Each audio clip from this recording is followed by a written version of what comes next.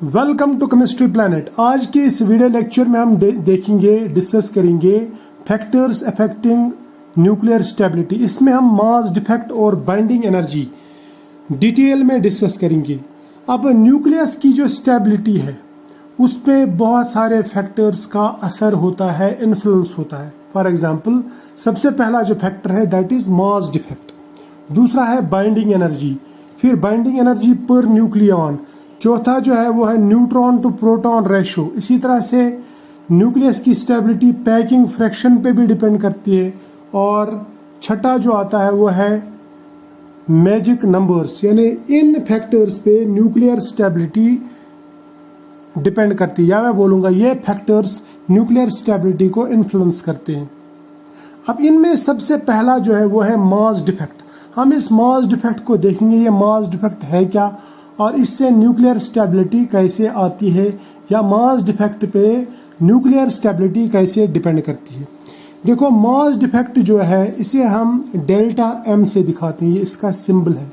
और अगर मैं इसको डिफाइन करूं तो मैं ये कह सकता हूं it is difference between mass of nuclear particles यानी proton plus neutrons and real mass of nucleus. अगर डेफिनेशन समझ में नहीं आए तो मैं आपको आसान भाषा में बताता हूं कि न्यूट्रॉन्स और प्रोटॉन्स का जो टोटल मास है उससे एक्चुअल मास ऑफ न्यूक्लियस कितना कम है, उसी को हम कहते हैं मास डिफेक्ट। या हम इसको ऐसे भी दिखा सकते हैं, delta m means mass defect is equal to mass of protons plus neutrons in the nucleus minus actual mass of nucleus. देखो, जो न्यूक्लियस का मास होता है, एक्चुअल मास, वो हमेशा नंबर ऑफ न्यूट्रॉन्स और प्रोटॉन्स के मास से कम ही रहता है। यानी उसमें जितने भी प्रोटॉन्स और न्यूट्रॉन्स होंगे उनके जो टोटल मास है या कैलकुलेटेड मास उससे एक्चुअल मास ऑफ न्यूक्लियस कम ही रहता है।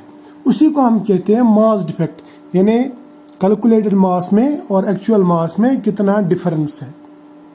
फिर मैं इसको ऐसे भी लिख सकता हूँ, डेल्टा एम यानी mass defect is equal to calculated mass यानी mass of protons plus neutrons minus actual mass यानी न्यूक्लियस का मास कितना है। मैंने पहले ही कहा कि न्यूक्लियस का mass total mass of protons plus neutron से कम ही रहता है। फॉर एग्जांपल, अगर मैं हीलियम की बात करूं, हीलियम न्यूक्लियस में 2 प्रोटॉन और 2 न्यूट्रॉन रहते हैं। एक प्रोटॉन का जो मास है वो है 1.00727 यूनिट्स या यूनिफाइड मास बोल सकता हूँ इसको, या एटॉमिक मास यूनिट्स।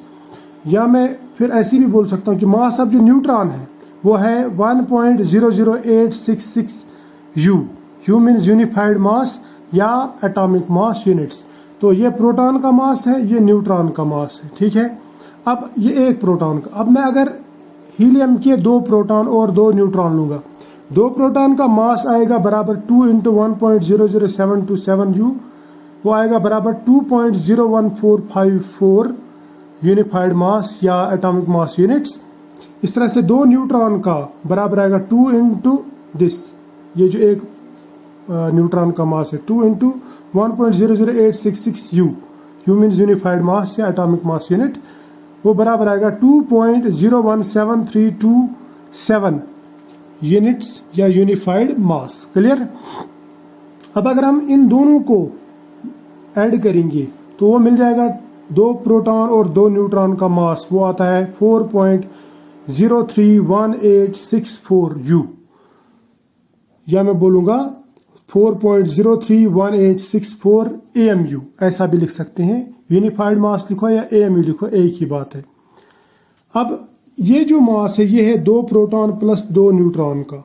अब हीलियम के न्यूक्लियस में भी 2 प्रोटॉन और 2 न्यूट्रॉन ही रहते हैं, लेकिन हीलियम के न्यूक्लियस का जो मास है, अगर हम हीलियम को मास स्पेक्ट्रोफोटोमीटर में डालेंगे तो वहां पे उसका मास आता है 4.001534 यूनिफाइड मास या यू या एटॉमिक मास यूनिट्स। अब देखो, ये वाला जो मास है, इन्हें प्रोटॉन्स और 2 न्यूट्रॉन्स, 2 प्रोटॉन्स और 2 न्यूट्रॉन्स का जो मास है वो हीलियम के एक्चुअल मास से ज्यादा है, जबकि हीलियम न्यूक्लियस का मास इतना होना चाहिए था लेकिन है इससे कम। तो इसका मतलब यहाँ पे मास में फर्क आता है। अब मैं अगर इससे कैलकुलेटेड मास से एक्चुअल मास माइनस कर दूं तो यहाँ पे मुझे मिल जाएगा मास डिफेक्ट, यानी difference in between two masses. ठीक है, कैलकुलेटेड मास माइनस एक्चुअल मास, उसे हम कहते हैं डेल्टा एम। आप इसको डिफरेंस भी बोल सकते हैं या आप इसको बोल सकते हैं मास डिफेक्ट। क्या कहते हैं? Mass defect. अब ये मास डिफेक्ट जब हम कैलकुलेट करते हैं तो इन दोनों का जो डिफरेंस आता है वो आता है 0.03033 यू या एटॉमिक मास यूनिट्स। तो इसका मतलब यहाँ पे इतने मास का डिफरेंस आता है, या इसका जो मास डिफेक्ट है delta m that is equal to 0.03033 atomic mass units या यू। ठीक है, अब ये जो मास है ये जाता कहाँ है? एक्चुअली इसको हम एक्सप्लेन कर सकते हैं। देखो, आइंस्टाइन के मुताबिक जो एनर्जी रहती है E, वो बराबर रहती है mass into velocity of light का स्क्वायर, या हम कह सकते हैं E is equal to mc square. तो इसका मतलब ये हुआ कि यहाँ पे जो मास गायब हो जाता है, या ये जो मास का फर्क आता है, ये मास न्यूट्रॉन और प्रोटॉन के ऐड होते समय लॉस हो जाता है in the form of energy, यानी यहाँ पे एनर्जी लॉस हो जाता है। तो इसका मतलब अगर मैं 2 प्रोटॉन और 2 न्यूट्रॉन को इंडिविजुअली ले लूँगा तो इनकी एनर्जी ज़्यादा रहेगी, लेकिन जब इनको मैं हीलियम न्यूक्लियस में लूँगा तो यहाँ पे हीलियम न्यूक्लियस की एनर्जी कम हो जाएगी। इनकी एनर्जी ज़्यादा, इनकी कम। जो बाकी एनर्जी है वो लॉस हो जाती है इन द फॉर्म ऑफ मास, जिसे हम कहते हैं मास डिफेक्ट। और इसी से इस न्यूक्लियस में स्टेबिलिटी आती है, क्योंकि जितनी एनर्जी कम होगी सिस्टम में उतनी उसकी स्टेबिलिटी ज़्यादा हो जाती है। क्लियर? या हम इसको ऐसे भी दिखा सकते हैं, सपोज 2 प्रोटॉन प्लस 2 न्यूट्रॉन ये बनाएंगे हीलियम न्यूक्लियस, क्योंकि हीलियम के न्यूक्लियस में 2 प्रोटॉन और 2 न्यूट्रॉन रहते हैं। लेकिन जब ये आपस में जुड़ जाते हैं तो इसमें से कुछ मास गायब हो जाता है या वैनिश हो जाता है, और वो मास जो है वो mass in the form of energy loss हो जाता है। या मैं ऐसा कह सकता हूँ, जब 2 प्रोटॉन और 2 न्यूट्रॉन आपस में ऐड हो जाते हैं और एक हीलियम न्यूक्लियस बनाते हैं तो उस दौरान कुछ एनर्जी लूज हो जाती है या एनर्जी का कुछ लॉस होता है in the form of mass, क्योंकि E is equal to mc square. और ये जो एनर्जी लॉस्ट है इसे हम कहते हैं बाइंडिंग एनर्जी। बाइंडिंग एनर्जी, ठीक है, यानी ये जो एनर्जी है ये वो एनर्जी है जो हमें ज़रूरत पड़ती है to break this nucleus into individual nucleons. That energy required is called binding energy, यानी वो एनर्जी जो हमें ज़रूरत पड़ती है इस न्यूक्लियस को ब्रेक करने में, ताकि वो इंडिविजुअल न्यूक्लियॉन्स यानी प्रोटॉन प्लस न्यूट्रॉन में अलग अलग हो जाए। उसके लिए जितनी भी एनर्जी लगेगी वो एनर्जी कहलाएगा बाइंडिंग एनर्जी। क्लियर? तो इसका मतलब यहाँ पे जो मास जो है, यहाँ पे जब ये जुड़ते हैं यहाँ पे जो मास कम हो जाता है वो मास एनर्जी में कन्वर्ट हो जाता है, और इन द फॉर्म ऑफ एनर्जी वो इसमें से माइनस हो जाता है। यानी मैं बोल सकता हूँ कि उतनी एनर्जी ज़ाया हो जाती है, या मैं बोलूँगा लॉस हो जाती है उतनी एनर्जी, ताकि ये न्यूक्लियस स्टेबल हो जाए।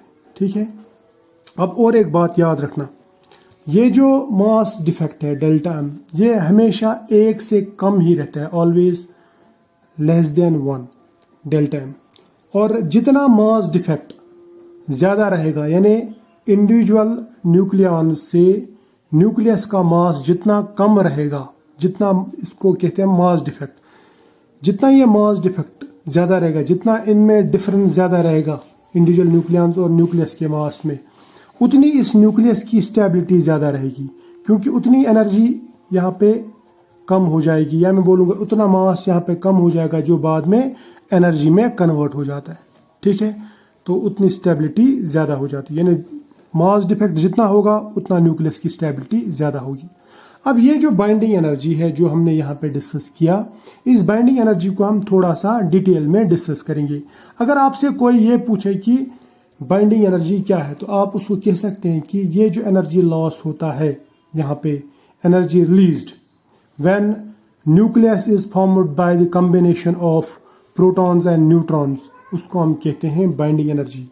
यानी जब प्रोटॉन्स और न्यूट्रॉन्स आपस में जमा होकर एक न्यूक्लियस बनाते हैं उस दौरान जो एनर्जी लॉस हो जाती है in the form of mass, उसको हम कहते हैं बाइंडिंग एनर्जी, या energy released when nucleus is formed by combination of proton and neutron is equal to nuclear binding energy. ठीक, या हम इसको भी ऐसे भी कह सकते हैं, अगर हमें ये न्यूक्लियस तोड़ना पड़े वापस, इस न्यूक्लियस को तोड़ने के लिए जितनी एनर्जी की ज़रूरत पड़ती है उसी को हम कहते हैं बाइंडिंग एनर्जी। यानी हम इसको दो फॉर्म्स में या दो तरीकों से डिफाइन कर सकते हैं। यानी इसको हम दूसरी डेफिनेशन ऐसे लिख सकते हैं, energy required to disrupt nucleus, disrupt a nucleus into its constituent particles. Constituent particles क्या है, प्रोटॉन प्लस न्यूट्रॉन, उसको हम कहते हैं बाइंडिंग एनर्जी।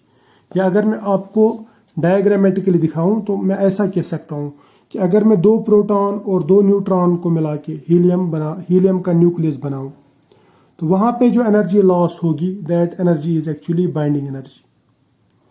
या मैं ऐसा भी कह सकता हूं कि न्यूक्लियस को ब्रेक करने के लिए कितनी एनर्जी लगती है ताकि उसके इंडिविजुअल प्रोटॉन्स और न्यूट्रॉन्स में अलग अलग हो जाए, यानी ब्रेक हो जाए, वो जो एनर्जी रिक्वायर्ड है, जो वो एनर्जी लगती है, उस एनर्जी को हम कहते हैं बाइंडिंग एनर्जी। अब ये बाइंडिंग एनर्जी का क्या मसला है ये भी हम देखेंगे। देखो, हमें मालूम है कि आइंस्टाइन के हिसाब से एनर्जी जो निकलती है वो बराबर रहती है mass into velocity of light का स्क्वायर। यहाँ पे अगर मैं इस एनर्जी के बदले में बाइंडिंग एनर्जी लिख दूं तो मैं लिखूंगा बाइंडिंग एनर्जी बराबर होगा फिर मास डिफेक्ट, यानी जो मास लॉस हो जाता है वहां पे निकलता है, कम हो जाता है, इनटू सी स्क्वायर यानी velocity square, velocity of light का स्क्वायर। डेल्टा एम जो है वो मास डिफेक्ट है, ये आप सबको मालूम है। बी इज बाइंडिंग एनर्जी, और ये जो मास डिफेक्ट है ये हम एटॉमिक मास यूनिट्स में लेते हैं, AMU में, और इसको हम सिंपली यूनिफाइड मास लिखते हैं। ठीक है, और C जो है velocity of light in vacuum, और ये बराबर रहता है 3 × 10⁸ मीटर पर सेकंड। ठीक, अब अगर मैं इस इक्वेशन के हिसाब से इस वेलोसिटी ऑफ लाइट को वैल्यू दे दूं, इस यहाँ पे जो मास डिफेक्ट है इसको कन्वर्ट कर दूं kg में, क्योंकि हम AMU में लेते हैं, AMU को हम kg में भी कन्वर्ट कर सकते हैं। तो देखते हैं ये इक्वेशन क्या बनती है। देखो, फिर मैं ये लिख सकता हूँ binding energy is equal to delta M. ठीक है, डेल्टा एम किस में था, AMU में, इसको हम कन्वर्ट करेंगे kg में। एक AMU जो रहता है वो बराबर रहता है 1.66 × 10⁻⁻27 kg।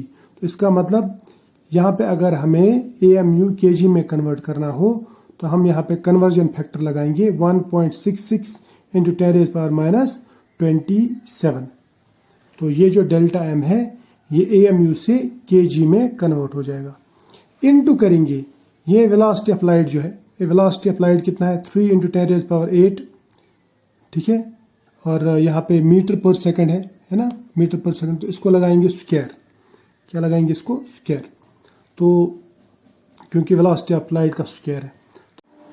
बाइंडिंग एनर्जी जो बनेगी वो बनेगी delta M into 1.66 × 10⁻⁻27 kg, into करेंगे हम 3 स्क्वायर वो आएगा 9, और 10⁻⁸ आएगा 10⁻16 मीटर स्क्वायर पर सेकंड स्क्वायर। या हम इसको ऐसे भी लिख सकते हैं, binding energy is equal delta M, यानी ये वाला, और इन दोनों को करेंगे मल्टीपल, वो आएगा 1.49 × 10⁻10 किलोग्राम मीटर स्क्वायर पर सेकंड स्क्वायर। इसके बदले में हम लिखेंगे जूल, क्योंकि जूल के बराबर है। और इस जूल को अगर हम मेगा इलेक्ट्रॉन वोल्ट में कन्वर्ट करना चाहेंगे तो 1 मेगा इलेक्ट्रॉन वोल्ट बराबर रहता है 1.6 × 10⁻13 जूल। तो फिर इससे अगर हम इसको डिवाइड करेंगे तो ये मेगा इलेक्ट्रॉन वोल्ट्स में कन्वर्ट हो जाएगा। तो हम इसको करेंगे 1.49 × 10⁻10 डिवाइड बाय करेंगे ये मेगा इलेक्ट्रॉन वोल्ट कितने जूल्स के बराबर है, 1.6 × 10⁻13 जूल्स। तो इसको जब आप सॉल्व करेंगे, यहाँ पे -10 काट दो तो ये बन जाएगा बराबर binding energy is equal to delta M into 931.5 mega electron volt. ठीक है, तो आप यहाँ से किसी भी न्यूक्लियस की बाइंडिंग एनर्जी निकाल सकते हैं। अगर आपको उसका मास डिफेक्ट मालूम है तो मास डिफेक्ट मालूम है तो आप इजीली बाइंडिंग एनर्जी कैलकुलेट कर सकते हैं। तो आई होप ये जो लेक्चर था आज का, ये आपको समझ में आया होगा और पसंद भी आया होगा कि बाइंडिंग एनर्जी क्या है और मास डिफेक्ट क्या है। उसके बाद में बाइंडिंग एनर्जी का मास डिफेक्ट से क्या रिलेशन है, और ये जो एनर्जी है बाइंडिंग एनर्जी, ये आती कहाँ से, ये भी आपको समझ में आया होगा। जितना मास डिफेक्ट ज़्यादा होगा उतनी बाइंडिंग एनर्जी ज़्यादा होगी, और जितनी बाइंडिंग एनर्जी ज़्यादा होगी उतनी स्टेबिलिटी ऑफ न्यूक्लियस भी ज़्यादा होगी। तो नेक्स्ट लेक्चर में हम पढ़ेंगे मास डिफेक्ट के साथ साथ में बाइंडिंग एनर्जी पर न्यूक्लियर।